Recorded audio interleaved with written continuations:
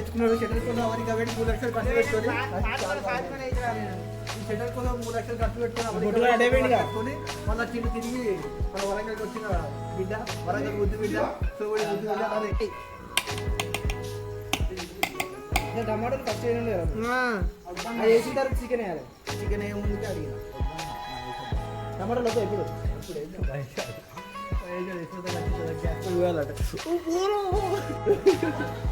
వీడు వచ్చి లోపలికి వచ్చాడు విపరీత